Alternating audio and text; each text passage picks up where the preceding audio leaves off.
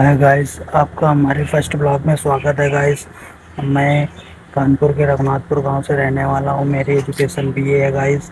और आप लोग हमारे फर्स्ट ब्लॉग को सपोर्ट करो। और मैं विलेज से संबंधित बनाऊंगा फर्स्ट ब्लॉग और आपके साथ जुड़ूंगा।